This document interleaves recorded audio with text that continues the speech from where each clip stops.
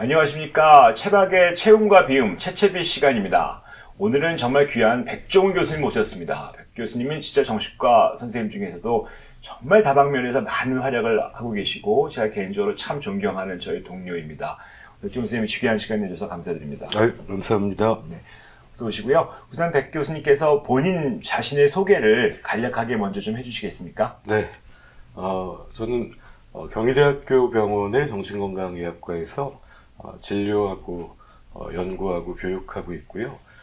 또 한국자살예방협회 사무총장을 하고 있었는데 올해부터는 중앙자살예방센터장을 또 맡아서 좀 사회 참여적인 노력도 같이 하고 있습니다. 네.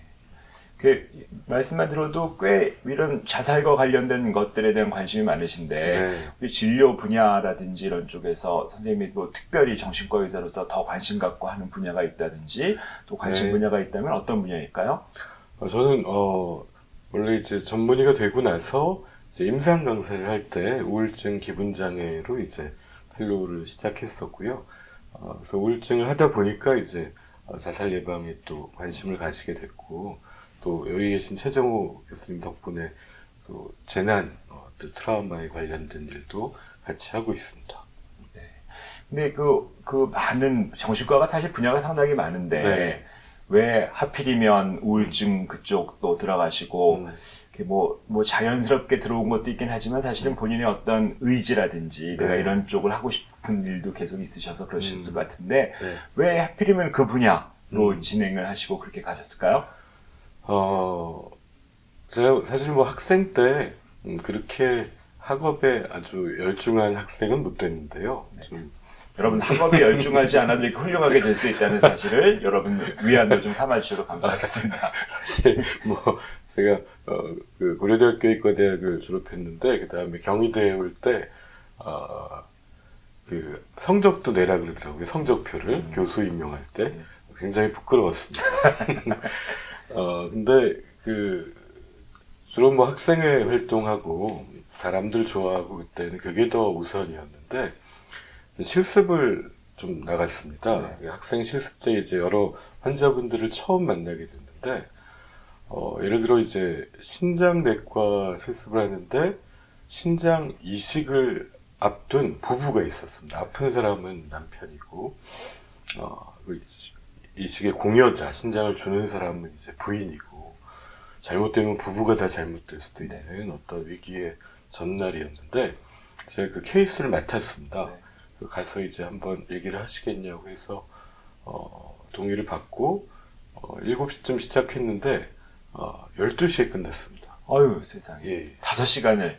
근데 정작, 신장 이식에 대해서는 별로 물어보질 못하고, 증상이나, 이분들이 어떻게 살아오다가 정말 아프면서 집안이 얼마나 힘들고 그러다가 이제 다행스럽게도 부인이 이제 신장을 줄 수 있는데 이러다 나도 잘못되면 우리 애는 또 어떡할까 그 많은 고민들이나 병원을 또 왔다 갔다 하면서 병원에서 참 좋은 점도 있지만 때로 인간이 소외되기도 하고 때로는 더 아픔이 커지기도 하고 이런 여러 가지를 듣다 보니까 5시간이 지나버려가지고 정작 다음날 발표를 해야 되는데 이분들의 얘기는 참 많이 들었는데 정작 신장 이식에 대한 공부는 좀 별로 못한 뭐 이런 상황이 있었는데 그러다가 좀 그래도 제가 잘할 수 있는 거는 다른 사람의 얘기를 열심히 들어주고 거기에 좀 공감하고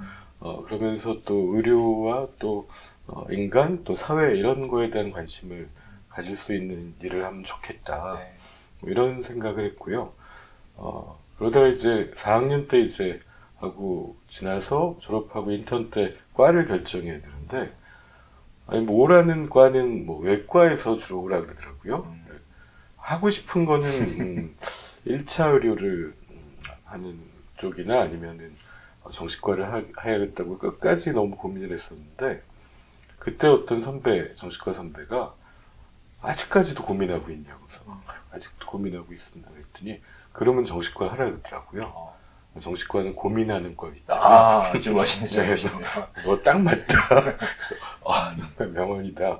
그 다음에 두 번째는 아무래도 다른 과의 우리나라의 그 참 상황이라는 게 한 사람 한 사람을 충분한 시간 오래 보기가 참 어려운데 그래도 정신과는 실습하고 인턴 때 보니까 또 1시간, 2시간 열심히 들을 수 있는 것도 굉장히 매력적이었고 그 듣는 과정에서 이제 우울증이나 기분장애 같은 질환이 누구나 걸릴 수 있으면서도 그때 한 인간이 가지는 또 고통 또 그 고통이 단지 아픔으로 끝나는 게 아니라 더 한 사람이 나아지는 또 계기가 되는 것도 있고 제가 그 우울증 진료할 때 가장 기쁜 날이 우울증 치료를 종결할 때입니다.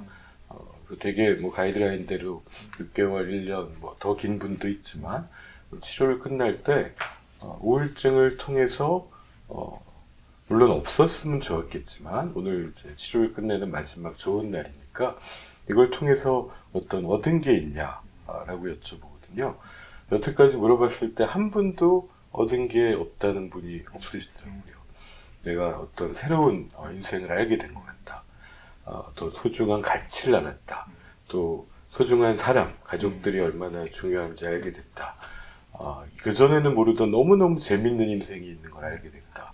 그래서 이런 걸 같이 찾아가는 과정을 정신과 의사로서 함께하는 게 너무 기뻐서 예, 그런 의미에서 저는 참 우울증을 전공하게 된 게 저한테도 보람 있는 일이라고 생각하고 있습니다. 네, 뭐 짧게 말씀 주시면 얼마나 그 인간에 대한 깊은 사랑, 애정 또 그런 것들이 우리 백 교수님을 만들어내는지 볼 수 있겠고 참 좋은 말씀이 우울증을 통해서 무엇인가 더 성장하고 얻어갈 수 있다라는 것들은 지금 현재 우울증에 시달리고 있는 많은 분들에게 큰 위안이 되실 수 있는 정말 귀한 말씀이라고 생각이 됩니다.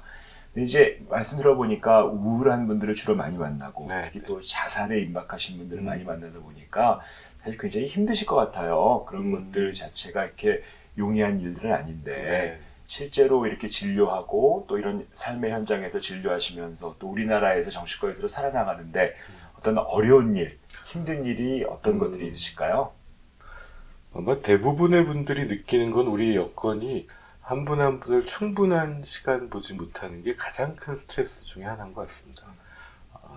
좀 더 시간이 많으면 좋을 것 같은데 좀 더 짧은 시간에 봐야 되는 이 제도적인 문제겠지만 그런 게 제일 안타깝고요. 가장 괴로운 일은 이 우울증을 하다 보면 이제 자살로 안타까운 생명을 잃을 때 특히 본인이 보던 환자분을 볼 때가 이제 가장 안타깝지 않나 싶습니다. 제가 그 정신건강의학과 1년차로 들어갔을 때 저는 한 해 늦게 가서 저하고 동기인 이제 임세영 교수가 당직실 2층에 자고 저는 1층에 자면서 이제 수련을 시작했는데 이 친구가 굉장히 스스로에게는 아주 엄격하고 전문가로서의 기준이 높은 편이었습니다.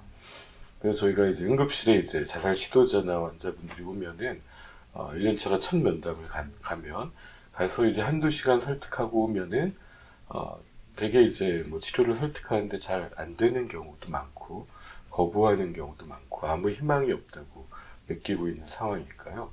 그러면은 또 이렇게 설득해보자. 또 이렇게 설득해보자.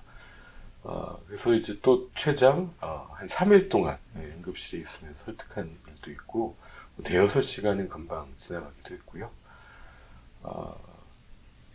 그러면서 이렇게 하다 보면은 그래도 많은 사람들이 또 다른 좋은 결정을 할 수도 있구나.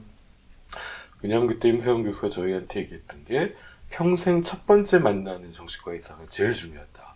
그 사람의 인생에 커다란 변화를 줄 수도 있기 때문에 맨 우선으로 가고 그 다음에 다른 일을 제쳐놓고 시간을 투여해야 된다. 이렇게 얘기했었습니다. 근데 그러다가 한 1년쯤 지났을 때 제가 3일을 설득했는데도 안 됐던 분이 있으셨거든요. 1년 후에 찾아오셨더라고요.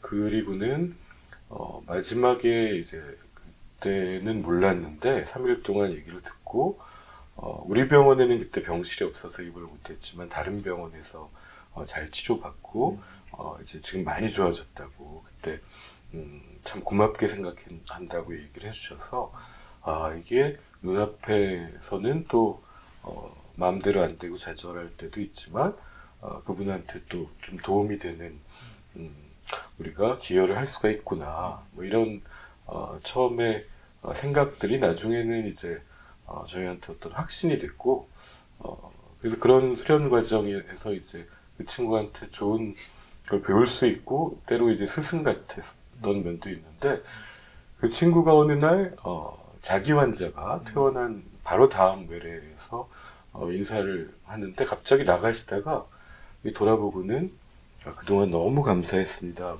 인사를 하시더랍니다. 할머님이. 그래서 뭔가 이상하다 싶었는데 뒤에 환자들은 밀려 있고 더 이상 물어보지 못하고 이제 나가신 거죠. 그리고 얼마 있다 이제 그분이 자살로 돌아가신 걸 알게 됐고 잘 아시다시피 우울증이 이제 좀 좋아지던 중간에 역설적으로 자살률이 높아질 수 있는 그 시점이었을 것 같습니다. 너무너무 괴로워하더라고요. 그리고는 본인은 원래 외과를 하고 싶었는데 손이 아둔해서 정신과를 했는데 나는 머리도 아둔한 것 같다. 어떻게 그걸 놓쳐서 자기가 살릴 수 있는 기회를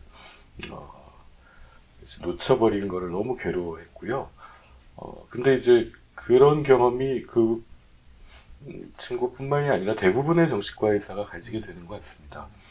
저도 지금까지 한 10분 정도의 환자분이 돌아가셨고, 물론 뭐 한 달에 한 400~500분은 뵈니까 그에 비하면은 적은 수라고도 할 수 있지만, 저도 뭐 그 날짜도 잊지 못합니다. 첫 외래 환자를 잃었을 때나, 뭐 눈앞에서 환자를 잃었을 때나, 그래서 그게 그런 일을 한번 겪고 나면은 뭐 선생님께서도 경험하셨겠지만 수많은 상황이 떠오르는 것 같아요. 내가 이때 이렇게 했으면, 이때 이걸 아니면 이때 이런 도움을 청하거나 바로 입원했거나 뭐 여러 가지 것들이 떠오르면서 계속 되새김질하게 되는 것 같습니다. 한동안.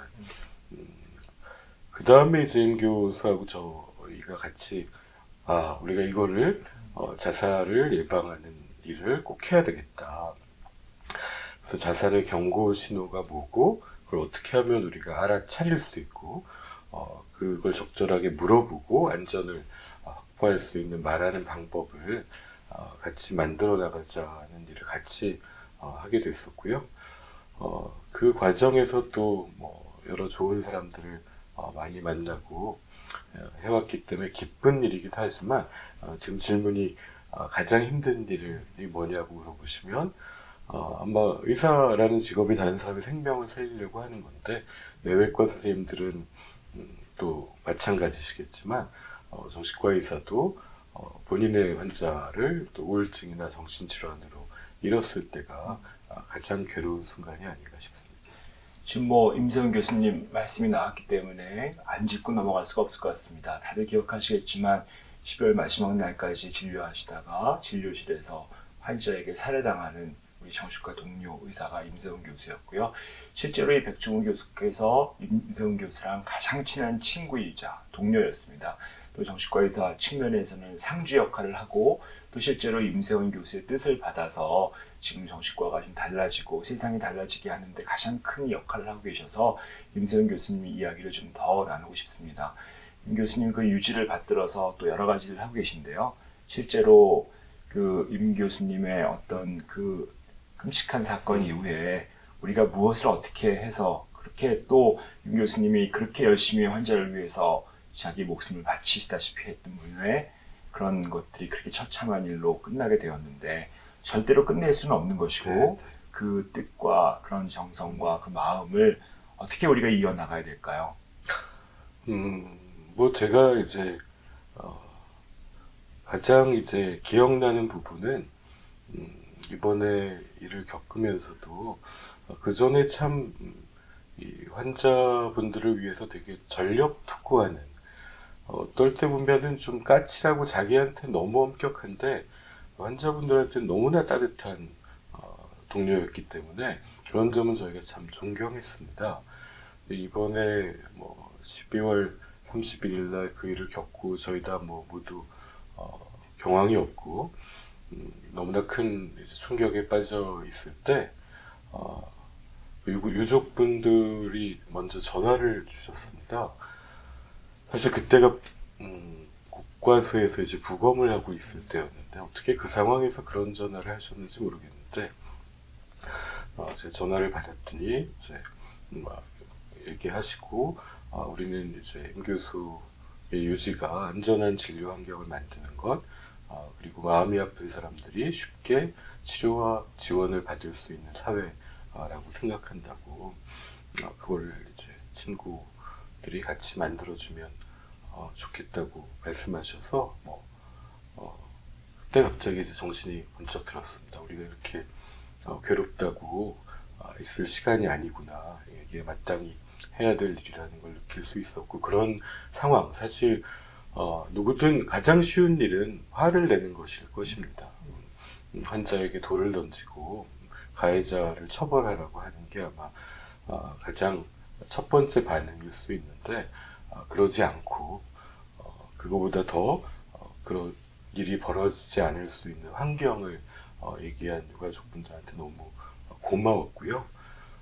또 좀 시간이 지나 보니까 아마 그 친구도 그렇게 생각했을 거라고 생각합니다.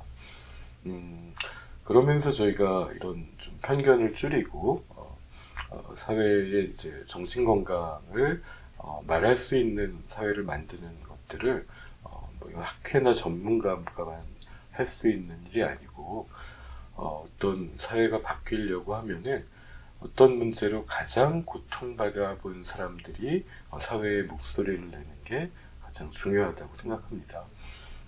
그래서 외국에서도 범죄 피해자에 대한 사회 시스템이 바뀐 거에는 범죄 피해자가 목소리를 냈던 이후에 발생한 거고, 미국에서도 이제 자살에 대한 국회의 결의안이 나오고 사회 정책이 만들어진 거는 자살의 유가족들이 그 고통을 증언하고 사회가 설득이 되면서 바뀌었거든요.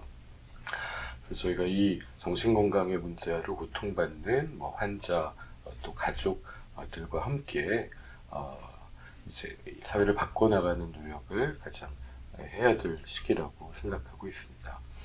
또 두 번째가 이제 그 친구가 가장 하고 싶었었던 일이 이제 자살 예방에 관련된 일이었습니다. 그 죽고 싶은 사람은 없다라는 책을 냈는데 그 책을 다 써놓고 이제 전화를 해가지고 이런 책을 써서 내겠다고 그러더라고요. 저는 사실 굉장히 걱정을 많이 했습니다. 왜냐면 이제 마음이 여린 면도 있는 친구였기 때문에 그건 너무나 좋은 의도인데 우리 사회가 이걸 잘 받아들일 만한 수준인지 나는 잘 모르겠다. 밑에 댓글 같은 걸로 정신과 의사인데 우울증이라고 비난받을 수도 있고 공격받을 수도 있고 나는 그런 것 때문에 너가 좀 상처받지 않을까 솔직히 걱정된다. 그렇게 얘기했을 때 본인은 우울증이 있었다는 게 부끄러운 일도 아니고 감내할 수 있는 일이라고 해서 고집을 부리더라고요. 그래서 이제 결국 책을 냈고 이번에 빈소에 찾아왔던 분 중에 4명의 1명꼴로 그 환자랑 가족분들이 오셨습니다. 그리고 이래저래 해서 그때 임 교수가 보던 환자 중에 일부 분들이 저에게 오셔서 굉장히 임 교수한테 감사했던 마음, 가장 힘들었던 순간에 도와줬던 마음을 저한테도 알려주시고 그때 유가족분들한테도 감사의 편지를 손에 전해주시고 그랬거든요.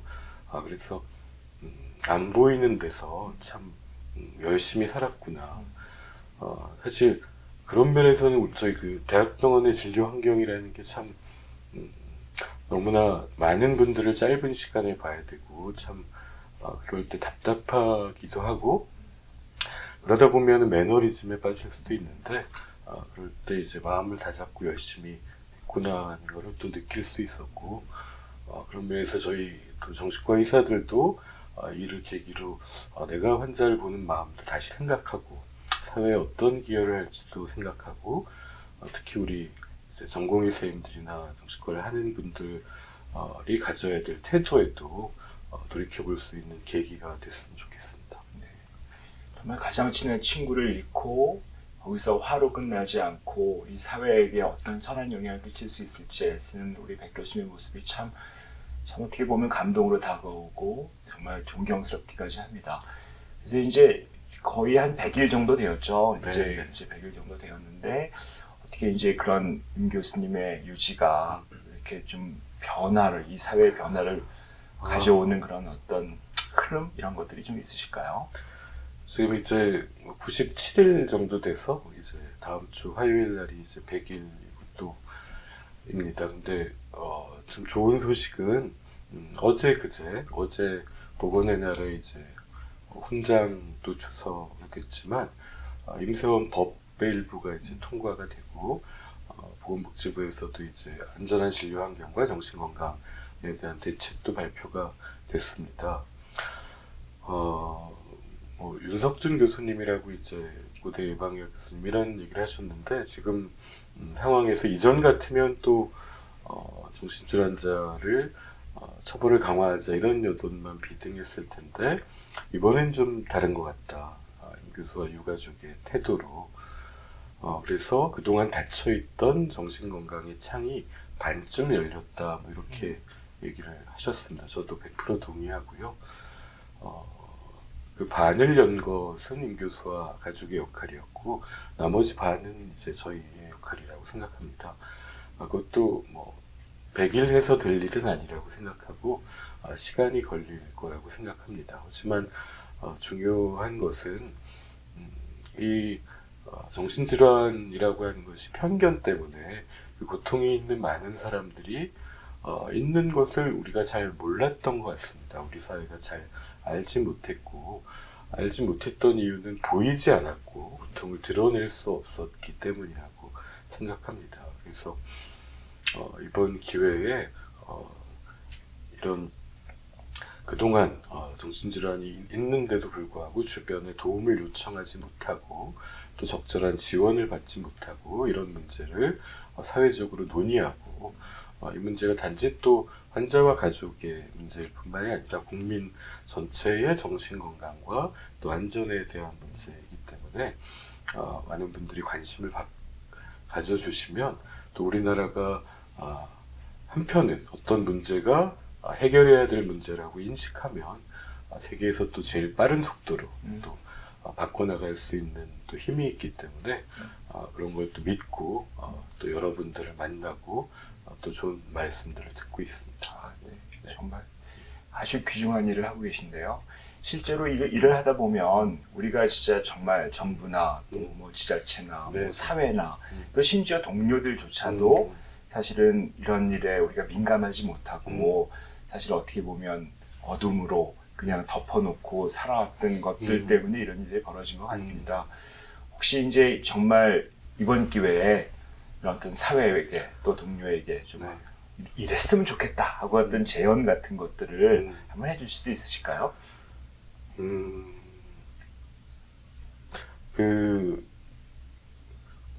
제가 이제 저도 사실 뭐 저희 가족도 예외가 아닙니다. 우리나라에서 이제 자살 문제가 지금 1년에 12,463명 정도 2017년 기준으로 자살로 사망하고 또 많은 사람들이 이제 고통을 받아왔는데요. 한 10만 명 정도 매년 자살 유가족이 생기는 셈인데 저희 가족도 뭐 같은 아픔이 있었습니다. 그걸 통해서 얼마나 가족에게 고통을 주는 인지를 충분히 또 경험할 수 있었고요. 그게 또 정신과를 하는데도 뭐 이유 중에 하나가 됐습니다. 근데 그래서 이걸 어떻게 해결할까를 찾아보다 보니까 예를 들면 일본에서 1999년에 이제 자살자 수가 거의 뭐 3만 명이 훌쩍 넘어설 때 그때 2000년에 자살 유자녀 4명이 NHK 다큐멘터리를 찍습니다. 그 전까지는 자살이라고 하는 걸 누구도 입에 담지 않았거든요. 개인적 문제라고 생각하고 다 덮고 넘어갔죠. 근데 이분들이 방송에 출연해서 자신의 고통을 얘기하고 책을 썼는데 그 책이 한 60만 부 정도 팔리고 그 다큐멘터리도 수십만의 사람들이 봤습니다. 그 다음에 이게 사회가 바뀌기 시작합니다. 그래서 이 NHK PD였던 그 시미즈 야스유키라는 친구는 그 좋은 직장을 버리고 아예 이 일을 전업으로 해서 지금도 하고 있습니다.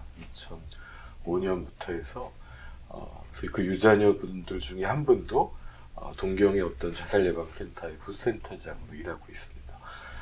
그러면서 이제 시민들의 서명을 받았는데 이제 한 10만 명을 받아가지고 거기에 이제 국회가 우리나라에서는 왜 클릭을 20만 명 하면은 그렇죠. 청와대. 예, 청와대에서 답을 주는데 일본은 3만 명 이상 서명을 받아오면 국회가 답을 준다고 합니다. 근데 10만 명의 서명을 받아서 국회에 갖다 줬더니 이제 국회의원들이 한 73명 정도가 국회에 자살예방위원 연맹을 만들어가지고 그때부터 법을 만들고 제도가 만들고 예산을 만들면서 사회가 바뀌어서 그동안 한 34% 정도 자살률이 줄었거든요. 네. 그렇게 따지면 뭐 10,000명이 넘는 생명이 구한 셈이죠. 10년으로 따지면 10만 명이 넘고요. 그래서 뭐 제가 이제 말씀드리고 싶은 건 이 문제를 처음 항상 알고 제도를 제안하는 거에는 전문가의 역할이 있지만 특히 재난 피해자, 자살의 피해자, 정신질환으로 고통을 앓은 사람들 이런 그전에 사회에서 소외되고 개인이 해결해야 될 짐으로 남겨졌던 분들이 사회적인 목소리를 내고 여기에 주변의 사람들이 또 같이 네트워크를 가지고 이분들을 돕고 이런 과정이 우리 사회를 좀 더 살만한 사회를 만드는 과정이 될 거라고 생각하고요. 그런 의미에서 여러 분들이 꼭 내가 겪은 문제는 아니라도 우리 주변에 누가 또 그 위치에 설 수 있기 때문에 그런 공동체의 의식을 회복하는 과정으로서도 관심을 가져주시면 좋을 것 같습니다. 네, 정말 사회와 공동체의 중요성에 대해서 아주 잘 말씀해 주셨고 이런 일을 풀어나가는 데서는 정말 우리 함께 힘이 있지 않으면 사실 어렵다는 생각을 많이 하게 되었습니다. 실제로 그런 말씀에서 우리가 지금 중앙자살예방센터라고 하는 아주 큰 중책을 맡으셨는데 간단하게 좀 소개해 주시고 어떤 사업들을 좀 계획하고 계시고 또 어떤 일을 하고 계시는 곳인지 한번 말씀해 주십시오. 이 중앙자살예방센터는 저희도 이제 2010년에 자살이 피크를 치면서 15,000명을 넘으면서 국회에서 이제 자살예방과 생명존중에 대한 법이 통과됐습니다. 그 법에 들어있었던 기관으로 이제 보건복지부의 산하의 중앙자살예방센터가 설립됐고 지금 한국자살예방협회에서 위탁해서 운영하고 있습니다. 지금 한 40여 명의 이제 정신건강 전문요원이나 또 우리 전문가들이 같이 일하고 있고요. 그래서 이제 국가 자살예방 행동 계획을 또 지원하고 정책도 마련하고 통계도 같이 분석하고 매년 이제 자살예방 백서도 내고 1년에 벌써 그동안 이제 한 100만 명이 넘는 국민들이 자살예방에 대한 생명지킴이 교육을 받으셨거든요. 이런 교육도 하고 인식 개선도 하고 괜찮니라는 프로그램을 통해서 주변에 대한 관심을 또 인식을 바꾸는 이런 활동들을 한 8년째 벌여오고 있는 기관입니다. 그래서 뭐 주변에 잘 안 보이지만 생각보다 많은 사람들이 또 일을 위해서 노력하고 계신데요. 제 일을 하다가 만난 여러 좋은 분들이 있는데 그 중에 스텔라 재단이라고 하는데 조재훈 대표라는 20대의 최대 청년이 있습니다.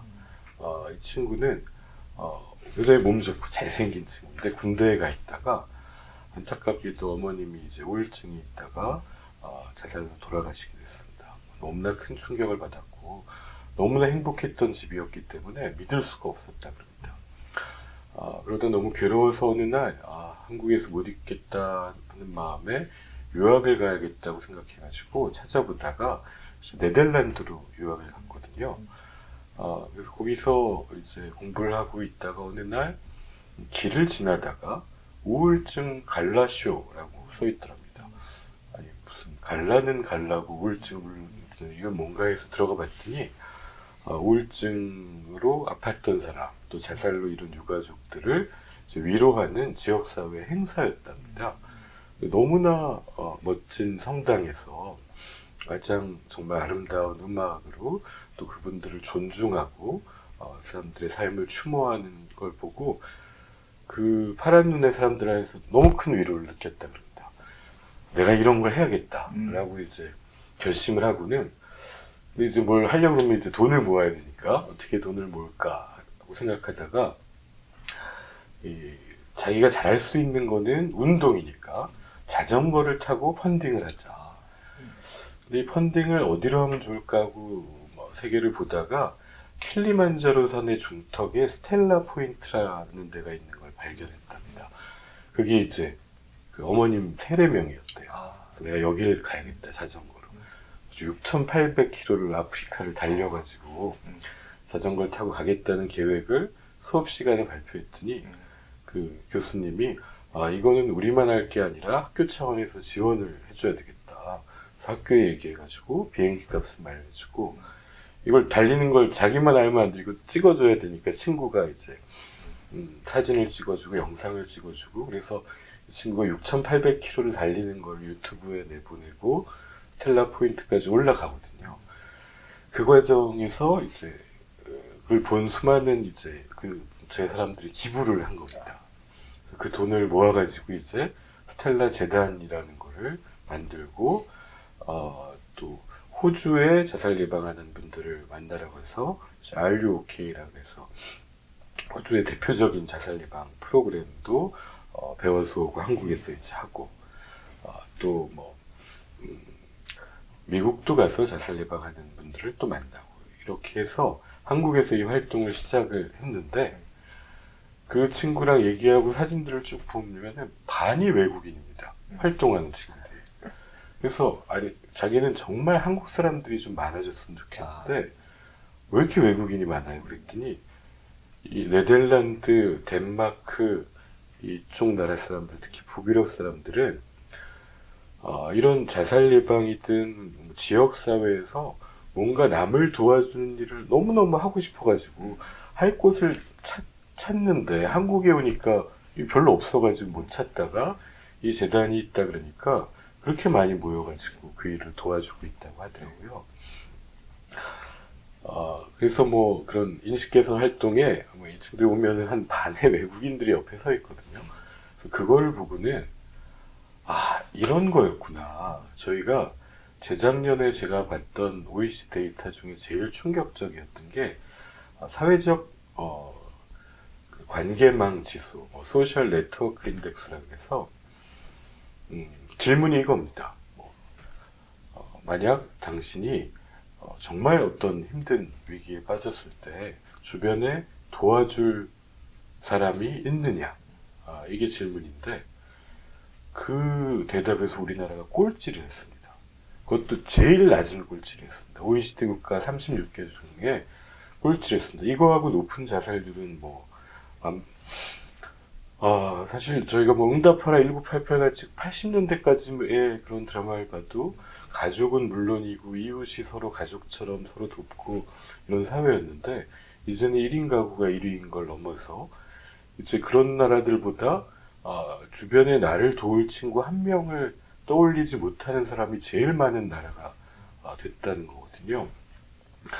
그래서 우리가 지역사회에 이렇게 서로를 도울 사람을 못 찾으면 위기에 빠졌을 때 죽음을 생각하는 사람 옆에 그 한 사람이 있냐 없냐는 생명을 가르는 일인데 결국 이게 선진국이 된다는 거는 가족 그리고 가족을 넘어서 지역사회에서 이런 공동체가 만들어지는 거구나. 그게 꼭 혈육이 아니어도 서로 모여가지고 좀 더 좋은 일을 하고 우리 사회를 좀 더 좋게 만드는 일을 모여서 하고 이런 여러 가지들이 만들어져서 결국 이제 사회가 살만한 사회로 만드는 것들이 이루어져야 되는 거구나. 그래서 이제 자살을 저는 예방하는 활동이 또 우리 중앙자살예방센터가 해야 되는 일이 단지 자살을 줄이는 것뿐만이 아니라 저는 우리 사회가 좀 더 살만한 사회로 나가는 과정에 다양한 참여를 만드는 거라고 생각합니다.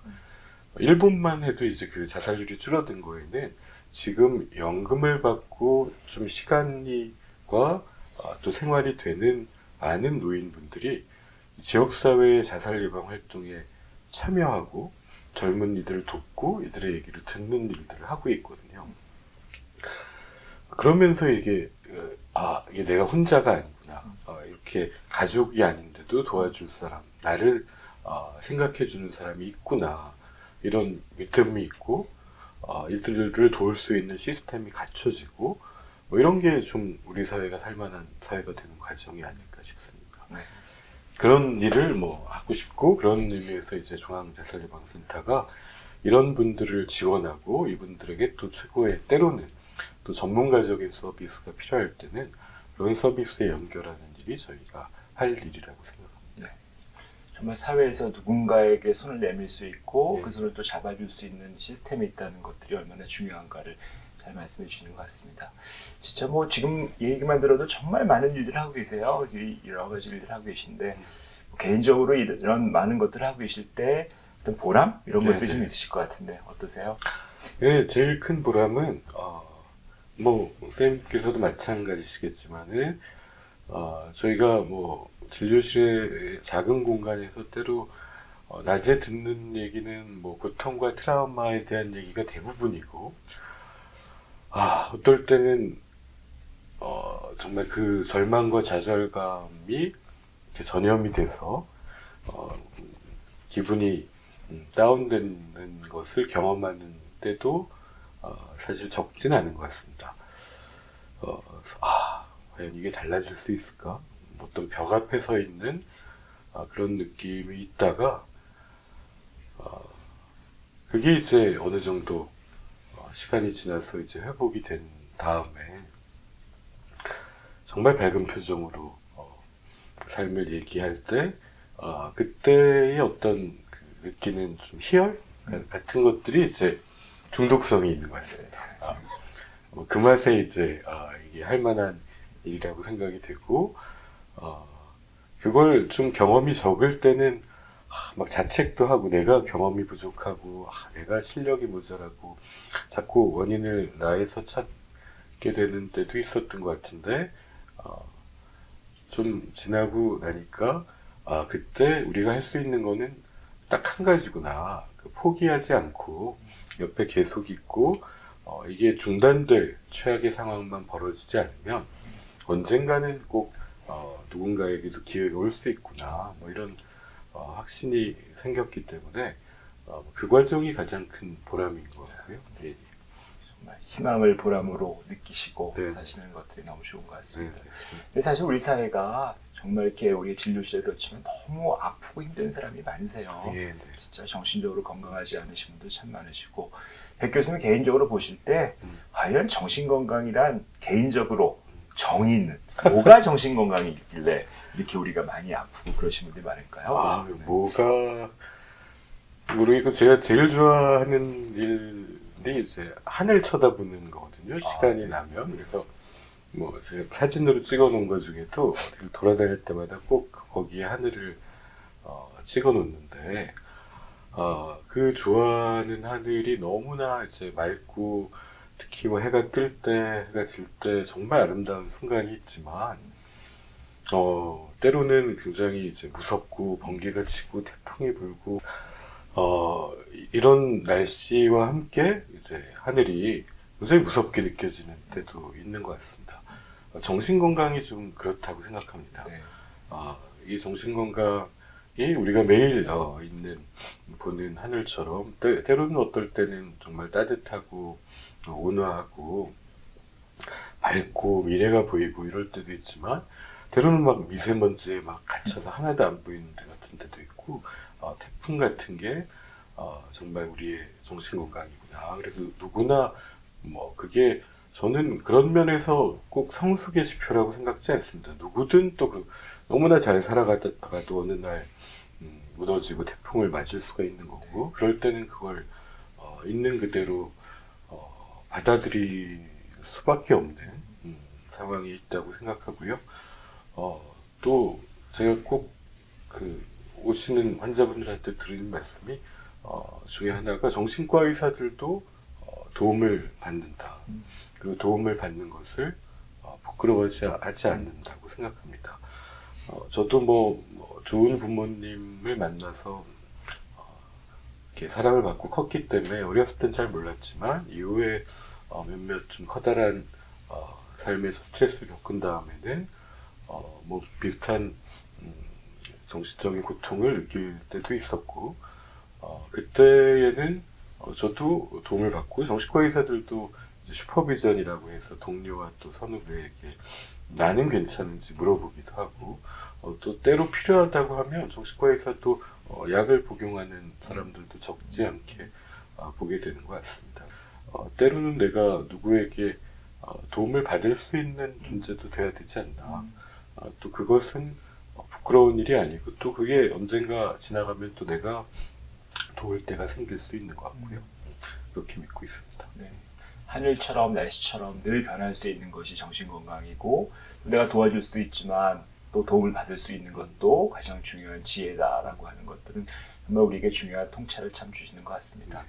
근데 실제로 이렇게 그런 것들을 잘 깨우치지 못해서 너무 고통스러우신 분들이 많이 있어요. 너무 사실은 일단은 뭐 상담도 못하고 있고 정신과도 못하고 있고 그분이 사실 이 앞에 계실 수 있거든요. 지금 우리 방송을 보시면서 지금 계실 수 있는데 그분에게 이렇게 정신적으로 고통스러울 때 한 말씀 해주신다면 어떻게 하시면 어떤 말씀을 해주실 수 있으실까요?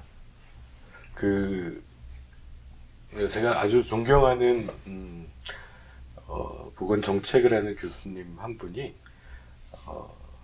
애 낳고 미국에서 공부할 때 뭐 산후우울증 또는 뭐 적응장애 이런 거였던 것 같은데 너무너무 괴롭다가 그 상담 센터를 고민 끝에 찾아갔답니다. 그랬더니 그렇게 써 있더래요. 왜 이제 오셨어요? 환영합니다. 잘 오셨습니다. 이렇게 벽에 큰 글씨로 써 있더랍니다. 그러니까 이제 그 상담 또는 뭐 정신과 진료의 문턱을 넘기 전에 내가 이렇게 가면 그 사람이 나를 싫어하지 않을까? 난 이렇게 초라하고 아프고 내 마음에 어둠이 가득 차 있는데 저 사람이 나를 싫어하지 않을까? 나한테 화내지 않을까? 아니면 내 얘기를 아주 지루해하지 않을까? 나를 하찮게 여기고 이런 생각들을 너무너무 많은 사람들이 하고 그 문턱을 넘지 못한다는 게 저희가 참 가장 안타까운 일인 것 같습니다. 근데 실제 그 문턱을 넘어서 만난 분들이 경험하고 얘기해 주신 거는 그때 지금 쌤이 하시는 것처럼 이렇게 눈을 같이 맞추고 끄덕끄덕하고 이렇게 소리를 내고 같이 그런 얘기를 나누면서 내 얘기가 당신의 얘기가 지루하지 않아요. 더 듣고 싶습니다. 난 당신에 관심이 있습니다. 좀 더 얘기를 해주세요. 당신의 아픔을 이해합니다. 별로 이런 말이 하나도 필요하지 않고 그런 경험을 같이 하고 우리가 바꿀 기회를 참 가질 수 있는 것 같습니다. 그래서 지금 만약에 누군가에게 도움을 청할까를 고민하고 계신다면 두려워하지 마시고 일단 그 문을 열고 자기를 있는 그대로 한번 드러내보는 경험을 해보면 좋을 것 같습니다. 네, 감사합니다. 정말 교수님 말씀 잘 들어주시면 감사하겠고요. 사실은 실제로 나는 이렇게 괴로운데 정작 나는 괴롭지 않은데 예를 들어서 우리 가족, 내 자녀가 또 우리 부모가 우리 배우자가 너무 힘들어하는 경우를 접할 수 있거든요. 근데 그럴 때 가족으로서는 정말 어떻게 해야 될까요? 가족이라면. 가족의 문제는 더 힘든 것 같습니다. 전문가로서보다. 왜냐면은 전문가라는 입장은 때로 거리가 이제 적절한 거리에서 또 전문적인 지식과 경험을 가지고 접근하는데 가족은 거리 조절이 안 되지 않습니까? 서로 얽혀 있고 그게 가족이고 그만큼 나에게 중요한 사람이기 때문인 것 같습니다. 그래서 저도 뭐 이제 가족을 대할 때 그래서는 한편 가족이기 때문에 이 거리가 가까울 수도 있지만 가족이기 때문에 이제 문제를 해결하려면 적절한 거리를 가져야 되는 것 같습니다. 그래야 나름대로 존중하게 되고 한 발 떨어지게 되는 것인데 예를 들어 부부간에 도저히 못 살겠다라고 생각하다가 정신과에 와서 그 얘기를 하면은 저희가 보통 앞에 두 분이 같이 앉게 하고 한 사람 얘기를 끝까지 자르지 못하게 듣게 하지 않습니까? 사실 그것만 한 30분, 1시간 해도 이분들이 난 여태까지 몇 년 동안 같이 있었는데도 불구하고 한 번도 그 사람의 얘기를 제대로 들어본 적이 없다라고 참 신기하네요. 이런 표현을 많이 듣게 되는 것 같습니다. 가족이라는 건 너무 가깝다 보니까 때로 그 사람의 얘기를 끝까지 우리가 진지하게 듣지 못했다. 이때는 떨어져야 되는 것 같습니다. 한 발 떨어져서 경청하고 그러면 이제 문제 해결될 씨앗이 또 보일 수 있는 것 같고요. 또 너무 오래 상처를 받아가지고 이제 멀어진 상태면 이걸 이제 가까이 할 수 있는데 그럼 이제 또 남에게 기대하면 잘 안 되니까 나부터 뭔가 말로가 아니라 행동으로 할 수 있는 거를 찾아나가는 게 또 도움이 됐던 것 같습니다. 그래서 저도 가족들이 이런 말을 하면 되게 너부터 잘해라 라고 할 수도 있지만 근데 이제 한 발 떨어져서 생각해 보려고 하고 뭔가 다른 행동을 보여주려고 노력합니다. 네, 정말 이렇게 얘기 들으면서 공감하고 존중하는 그런 태도를 가지고 아프신 분들 보고 네. 또 가족들 보고 하는 것들이 얼마나 중요한지 정말 잘 알 수 있었고요. 근데 이제 이렇게 많은 일들, 또 사회적인 일, 또 병원에서 진료일, 또 공적인 일, 또 우리 여러 가지 뭐 국가와 또 정부를 상대로 하는 일들을 많이 하고 계신데 정작 백종원 교수님은 엄청난 스트레스가 많으실 것 같은데 해야 될 일도 많고 시간도 그렇고 급하고 어떻게 스트레스 관리를 하고 계세요? 이게 제가 이제 혼자 하는 일이 아니고 여러 명이 같이 하는 일이 즐거워서 하는 일이고요. 정말 도와주는 많은 선배님들, 우리 최정원 교수님을 비롯해서 선배님, 또 친구들, 동료들과 같이 일하기 때문에 할 수 있는 일이고 그런 면에서 또 일을 하다가 또 너무 좋은 사람들을 만나고 그 사람들이랑 일하는 게 가장 즐겁기 때문에 상대적으로 이렇게 스트레스를 좀 적게 느끼는 편입니다. 네. 솔직히는. 네. 일을 통해서 또 스트레스를 만나고 그래서 제가 또 스트레스를 해결하십니다. 네, 해주시기도 하는데 저는 그런 면에서는 좀 제가 좀 잘하는 것 중에 하나가 어떤 일에서 이렇게 좀 긍정적인 의미를 찾아서 그래 이런 좀 이렇게 있는 그대로 현실을 받아들이고 여기엔 이런 긍정적인 의미가 있으니까 오늘은 여기까지 그리고 해서 상대적으로는 좀 스트레스를 좀 적게 받는 편이긴 하고요. 그다음에 이 말씀대로 저도 도움을 잘 요청합니다. 제가 저희 단점은 일을 너무 많이 버리는 거기 때문에 저 때문에 고생하는 많은 사람들이 있는데 그 사람들한테 항상 살려주세요 얘기합니다.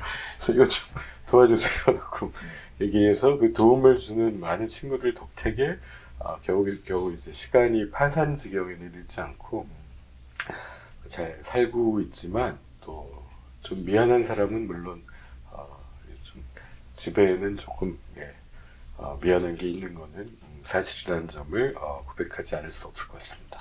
사모님은 어떻게 스트레스 관리를 하시고 계실까요? 저 때문에 스트레스를 받아서 저를 안 봐서 근데 저희도 그래서 일요일은 특히는 이제 같이 또 좋아하는 운동을 한다든가 시간을 보내면서 원래 대학교 1학년 때부터 또 친구였기 때문에 제가 어떤 인간인지 누구보다 제일 잘 알고 있고요. 그래서 몇 시간 같이 보내면서 얘기하고 하는 것 때문에 아직 안 잘리고 버티고 있습니다. 네.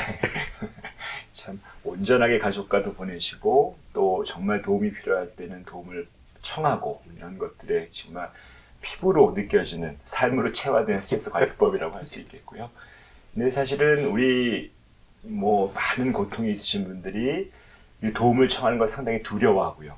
실제로 전문가한테 가는 것도 어려워하고 또 전문가가 아니더라도 그냥 주변에게 내가 도움을 청한다는 것 자체가 내가 약하다, 문제가 있다라는 것도 생각하기 때문에 막상 손을 못 내밀고 손을 내밀면 항상 도와줄 수가 있을 때는 분명히 있는데도 나는 세상에 혼자밖에 없어. 아무도 날 도와주지 않아. 그렇게 해서는 스트레스를 많이 받고 우울증으로 또 심지어 자살로 연결되는 수가 많은 것 같습니다. 그래서 실제로 어떻게 그런 분들, 정말 이렇게 힘들어하고 있는 분들은 지금 어떻게, 지금 막상 나는 지금 백 교수님은 도움을 청하라 하는 게 굉장히 힘이 된다고 하는데 도움을 청하지도 못하고 지금 이러고 계시는 분들이 분명히 계실 거거든요. 그분들 어떻게 될까요? 저는 거기에 대한 이해는 우리 차정호 교수님과 이제 재난, 특히 세월호 이후에 이제 재난정신건강을 쪽을 배울 수 있으면서, 그동안에 제가 우울증을 치료하다가 제일, 이게 왜 우울증이 치료 안 되지? 그 원인의 몇 가지 이유들이 있는 것 같습니다. 그중 대표적인 게 트라우마였던 것 같습니다. 트라우마를 해결 못하니까 이게 우울증이 안 낫는구나. 근데 이제 그런 것들을 해결하는 방법들을 하나씩 배워가기 시작한 건데, 그 중에 특히 알려주신 게 이제 트라우마 이후에 이제 외상 후 성장을 경험하는 사람들의 특징이 뭐였냐라는 것 중에 결국 그 재난 자체가 없었으면 좋았겠지만, 가장 좋았겠지만, 재난을 통해서 내가 좀 더 나은 사람이 됐다라든지, 내가 남에게 도움이 되는 사람이 됐다라든지, 물론 모두가 이럴 수 있는 건 아닌 것 같습니다. 너무나 큰 고통을 겪었기 때문에 그런 경험을 한 분들이 근데 이걸 극복했다는 거를 저희가 배우게 되면서 바로 이런 거구나 라고 느끼게 됐습니다. 결국 도움을 청하지 못하는 분에게 어떻게 보면 가장 큰 해결책은 내가 누군가에게 도움이 되는 사람이 되는 것 같습니다. 앞에 말씀드린 일본의 자살 이후 자녀들도 지금 네 분 모두 남에게 도움이 되는 삶을 살고 있다고 합니다. 그게 가장 트라우마 극복의 큰 거였죠. 또 일본에서 이제 어떤 예방접종 사고로 자식을 잃은 부모님들이 나중에 사회적인 활동을 하면서 우리 아이를 잃지 않았으면 가장 좋았겠지만 이를 통해서 시스템이 나아져서 우리 아이의 죽음이 헛되지 않았구나. 누군가의 삶에 도움을 줬구나 하는 이 경험이 이제 회복과 치유에 가장 도움이 됐다는 것 같고요. 그래서 결국 지금 어딘가에서 혼자서 너무 고통스럽고 세상에 아무도 없다는 세상이 미울 수 있겠죠.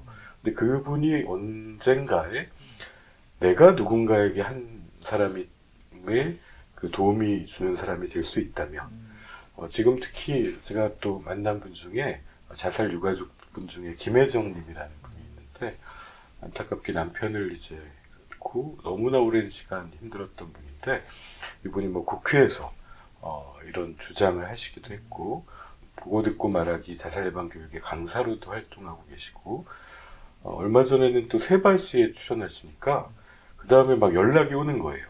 근데 세상 누구한테도 본인의 집안에서 있었던 가족의 자살을 얘기 못했던 사람이 이분한테는 찾아와가지고 그 얘기를 꺼내놓는 거죠. 그분들을 이제 만나고 하면서 정말 힘든 일이기도 하지만 라고 저는 걱정했는데, 오히려 우리 김혜정님은 전혀 힘들지 않다고, 그 심정이 너무나 이해가 되는 거고, 그러면서 남을 도와주시면서 본인도 극복해 나가는 모습을 참 볼 때 너무 고맙고 감사하다고 생각이 되고요. 물론 누구나 그런 활동을 해야 되는 건 아닙니다. 다 나설 필요가 있는 건 아니지만 사회까지는 몰라도 누군가 옆에 있는 한 사람한테만이라도 내가 도움이 될 수 있는 사람이 되려고 한다면 그게 또 가장 트라우마를 이기고 지금의 상황을 극복할 수 있는 또 계기가 될 수 있지 않을까 싶습니다. 네, 정말 감사합니다. 정말 내가 누군가에게 도움이 되는 힘으로 또 자기의 트라우마도 극복해 나갈 수 있으면 정말 좋을 것 같습니다. 근데 사실 요즘에는 우리 청년들, 청소년들 보면 사실 내가 누구에게 도움이 되기는커녕 나 하나 추스리기도 너무 어렵다. 아. 이런 사람들이 너무 많거든요. 뭐 너무 취업도 어렵고 또 그 전에도 뭐 학교 공부 스트레스, 뭐 관계, 교우 이러면서 그야말로 우리나라의 어떤 차세대를 짊어지고 나갈 우리 아이들이 너무 어려워하고 힘들어하고 저희 시청자들 중에서도 사실 많은 차세대 우리 청소년들이 있을 텐데 그 청소년들에게 이렇게 힘든 세상에서 어떻게 우리가 살아야 될까라고 한번 일종의 이제 기성세대이고 많은 우리 청년들이 보실 때는 이 기성세대를 원망하는 것도 많은데 그런 이런 기성세대 입장에서 우리 차세대들한테 한번 주고 싶은 말씀 이런 거 있으실까요? 네. 뭐 저도 사실 20대 때 기성세대를 반대한다고 돌들고 나갔던 입장에서 그러한 분노도 지금의 사회에 대한 분노도 에너지라고 생각합니다. 아주 지금의 기성세대가 만든 세상을 아주 완전히 뒤집어보고 또 분노하고 더 나은 세상으로 만드는 거는 지금 젊은 세대의 역할이라고 생각하고 사실 미안한 마음은 많이 가지지만 그리 걱정은 하지 않습니다. 왜냐하면 이 세대는 또 그 세대에 맞는 본인들의 꿈을 만들어 나갈 거라고 생각합니다. 오히려 더 미안하게 생각하는 거는 지금의 20대의 또 일부는 오히려 더 꿈들을 키워가고 그걸 이제 글로벌하게 만들어가고 그 속에서 또 의미와 또 보람과 새로운 또 시장을 만들어가기도 하고 이런 시대인데 세계가 다 연결된 오히려 지금의 20대가 그런 꿈을 꿀 수 있는 환경을 만들어주지 못했다는 점에서가 가장 좀 미안하고 아쉽게 생각하고요. 그래서 하지만 지금 제가 뭐 이런 자살 예방에 대한 일이나 정신건강에 대한 일을 하면서 만나는 20대를 볼 때 또 큰 희망을 가지게 됩니다. 전에 어떤 세대보다도 굉장히 좀 창조적이고 그들만의 방식이 있고 아주 어려운 일을 굉장히 즐겁게 하는 재주들이 있는 여러 사람들을 또 보기 때문에 저희가 할 일은 이 친구들이 잘 성장할 수 있는 또 기반을 만들고 그들이 원하는 지원을 해주는 데 노력해야 되겠다고 생각하고 있습니다. 그런 측면에서 한번 과거로 돌아가 보면 네. 우리 백종원 교수님의 청년 시절 20대 그때는 사실은 뭐 정말 잘 하셔서 지금의 오늘의 백종원 선생님을 만든 것도 있으니까 내가 청년 때 이건 참 잘한 것 같아 라는 거 하나 하고 이건 좀 후회스러워 내가 다시 청년이 된다면 이런 것들은 좀 후회하는 것들이 있어 라고 하는 것들이 하나씩 있으실까요? 제가 뭐 20대에 제일 좋아했던 거는 사람들을 너무 좋아했다는 게 제가 제일 잘한 일인 것 같습니다. 그래서 그때 이제 누구 얘기를 들으면 하여튼 밤을 새서라도 그 얘기를 듣고 그 사람이 어떻게 살아오고 어떤 사람인지를 알고 싶고 또 그분의 좋은 면을 또 더 알고 싶고 해서 사람에 대한 애정을 가진 게 제가 제일 잘할 수 있는 일 중에 하나였었고요. 근데 이제 그것 때문에 좀 못했던 거는 오히려 꼭 학교에서 해야 될 거에는 큰 관심이 없었는데 그때에 제 지도 교수님이 있으셨어요. 그래서 저는 워낙 이제 사실 학교도 잘 안 가고 학교 근처에만 주로 가고 있는 상태였는데 그때 지도 교수님이 저한테 굉장히 희망을 주신 게 지금은 그럴 수 있는 것 같다. 근데 너가 실습을 불거나 나중에 의사가 돼서 사람을 만나면 그 다음에는 또 공부가 재밌을지 모른다. 그러셨거든요. 그때는 별로 안 믿었습니다. 근데 그 다음에 인턴 레지던트 때부터는 이게 이 사람을 위해서 이건 알아야 되는 지식이고 너무나 알고 싶게 되기도 하고 그게 동기가 막 생기더라고요. 그래서 그때부터는 좀 이렇게 공부를 하고 그런 것들을 같이 이제 나누고 글을 쓰고 연구를 하는 것도 굉장히 흥미가 생기게 됐습니다. 그래서 지금 제일 못했던 거기도 하지만 그때 나는 동기를 좀 못 찾았구나라고 볼 수도 있다고 생각하고, 그런 의미에서는 저희가 지금 저희 학생들 포함해서 20대나 이 사람들이 뭔가 자기가 가지고 있는 정말 자기가 원하는 것, 이런 동기를 잘 찾게 만들어주고, 그게 또 뭐 정신과 의사나 상담의 역할이기도 한 것 같습니다. 내가 정말 원하는 것이 뭔지를 스스로 그걸 알고 그걸 펼칠 수 있는 환경에 처음에 좀 도와줄 수 있는 사회가 되면, 우리 사회가 너무너무 다양한 곳에서 재미있고 즐거운 일, 행복한 일들이 많이 일어나는 사회가 될 걸로 믿고 있습니다. 네, 정말 마음에 와닿는 얘기입니다. 진짜 지금 공부하기 싫고 재미없은 많은 학생들이 공부를 하지 않고 학교를 안 가고 학교 주변에 있어도 이렇게 훌륭한 교수님이 될 수 있다는 사실을 우리가 좀 마음에 와닿을 수 있으면 참 좋겠습니다. 정말 많은 말씀 나눠주셨는데요. 사실 교수님 진짜 많은 일 하시고, 제가 생각할 때는 아마 현존하는 정신과 의사 중에서 가장 많은 일을 하시는 선생님이 백종원 선생님이 아닐까 싶을 정도로 많은 일을 하고 계신데요. 아직도 더 일을 하셔야 되고 또 그럴 것 같습니다. 정말 중요한 일들은 많이 남아있는데, 선생님이 가지고 계신 어떤 비전, 꿈, 또 이런 것들은 꼭 이루고 싶다, 이런 것들이 꼭 있을 것 같습니다. 그래서 앞으로 또 남은 인생을 살아가시면서 어떤 꿈과 희망을 갖고 계신지 한번 여쭙고 싶습니다. 뭐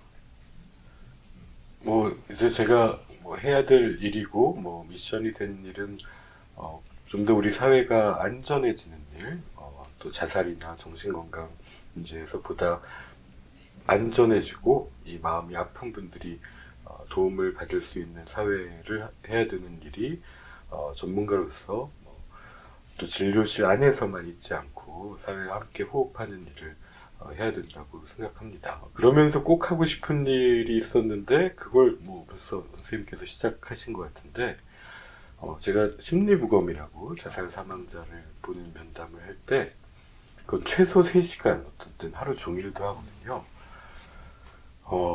그리고 나서 정말 애도를 표현하고 도움이 됐다는 많은 분들을 만날 수 있었고, 저로도 전문가에게도 도움이 됐습니다. 한 사람을 이해하는데.